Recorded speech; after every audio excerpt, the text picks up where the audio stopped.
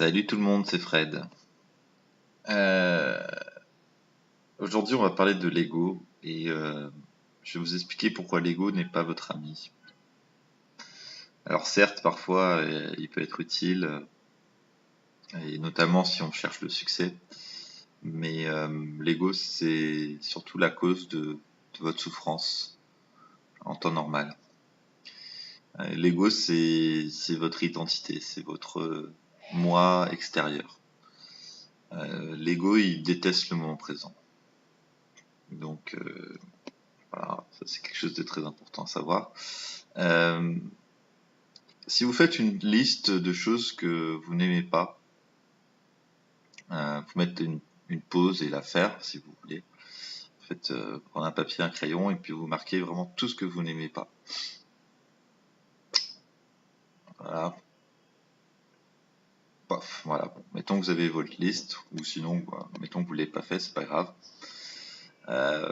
Si par exemple vous arrivez à une liste comme par exemple la pauvreté, la souffrance au niveau mondial, les guerres, le dérèglement climatique, euh, je sais pas, le fait que vous ne trouviez pas d'emploi ou vous ne trouviez pas d'âme sœur, euh, le fait que vous ayez peur de réussir, peur de trouver, euh, voilà.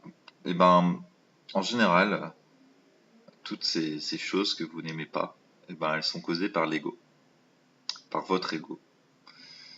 Et si vous cherchez bien, vous trouverez que pourquoi. Euh, Toutes les peurs et les angoisses que vous avez, elles sont causées par l'ego. Tous les regrets et les sentiments désagréables, ils sont causés par l'ego. Si, bon, j'en suis pas là et peu de personnes sont arrivées là, peut-être vers Teresa, l'abbé Pierre, ces gens-là, mais le jour où vous sentirez plus l'ego, c'est que vous êtes dans l'amour inconditionnel complètement. Et bon, ça, il y a du chemin, c'est du travail. Et c'est pour ça qu'on est là. Euh, donc l'ego, vous pourrez jamais le supprimer, il sera toujours là, mais vous pouvez le contrôler, vous pouvez l'ajuster. Parce que si on le laisse en l'état, on se rend compte qu'il y a plein de dysfonctionnements qui sont créés par l'ego. Je vais en lister quelques-uns, comme le manque de sécurité, le fait de ne pas aimer notre apparence, le fait de s'ennuyer, le fait de stresser, le fait d'être tout le temps fatigué.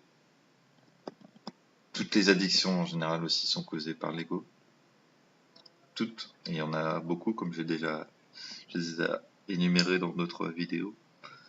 Euh, Qu'est-ce qu'il y a d'autre comme dysfonctionnement qui sont créés par l'ego? Les mensonges, quand on mange, quand on ment. Les problèmes relationnels, la jalousie, les problèmes d'argent, les problèmes de motivation.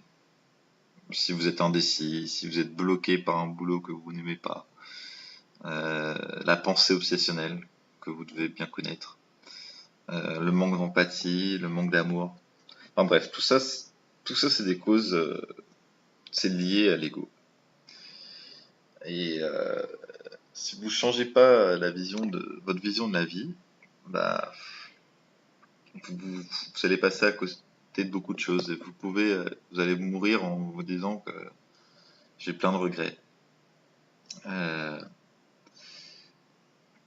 et voilà. Donc toutes les conséquences que j'ai énumérées, comme le manque de sécurité ou le fait de ne pas aimer notre apparence, etc.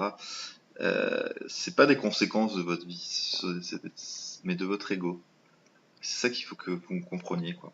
Et que c'est important de se battre, entre guillemets, tous les jours, à chaque instant, contre l'ego. Parce que être orgueilleux, ça apporte de la souffrance. Et puis ça va contaminer, c'est ça qui est le plus grave, c'est que ça va contaminer tous ceux que vous allez croiser dans la journée. Voilà. Donc soyez attentifs, et soyez bons. Si vous avez ces deux choses-là, ça va aider. Et je suis sûr que le moins vous donnerez de liberté à votre ego, et le plus heureux et le plus en paix vous serez. Et voilà. Et il y a des fois où l'ego vous laissera de côté, et c'est ce moment-là où vous serez dans la joie, la vraie joie. Peu importe où vous êtes, peu importe la situation.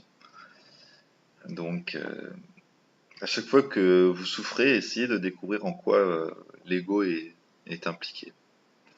Il suffit de le faire tout le temps, à chaque fois. Et comme ça, votre ego, il sera sous contrôle. Il va même quasiment travailler pour vous. Mais attention, hein, il faut être vraiment. C'est pour ça que je dis qu'il faut être attentif, parce que il peut se dissimuler. Il est très malin, l'ego. Et par exemple, je sais pas, vous faites du bénévolat, ben, d'une certaine manière, il va essayer de se la péter et dire ah, bah, je fais quoi toi quand t'as rien à faire, c'est quoi ton hobby? Ben, quelqu'un d'orgueilleux va dire ah bah moi je fais du bénévolat, je vais carrément nourrir tous les sans-abri. Voilà. Donc attention à ça. Voilà. Mais pour finir, j'ai envie de dire de pas laisser votre ego vivre votre vie.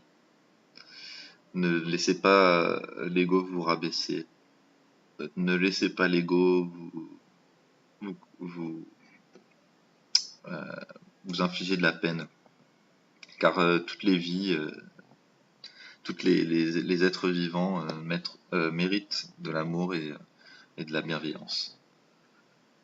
Il y a Osho qui a dit que l'amour, il est heureux quand il peut donner quelque chose, tandis que l'ego, il est heureux quand il peut prendre quelque chose. C'est vraiment ça. Pour donner une autre citation, il y a Ramana Mahari qui est un peu comme Marcy, je crois, qui est un peu comme Eckhart Tolle, c'est un grand maître spirituel. Et lui, il dit que si l'ego se manifeste, tout se manifeste. S'il s'apaise, tout s'apaise. Et une fois que le mental est apaisé, peu importe le lieu où l'on vit, parce qu'on sera bien. Voilà. Et j'ai envie de dire que comme je l'ai dit, le grand ennemi de l'ego, c'est le moment présent, parce qu'il est toujours dans le futur à se projeter. Mais une manière d'être pour contrer l'ego, c'est d'être humble. Voilà, soyons humbles. Et sachons que l'ego n'est pas notre ami. Voilà, c'était Fred. À une prochaine vidéo.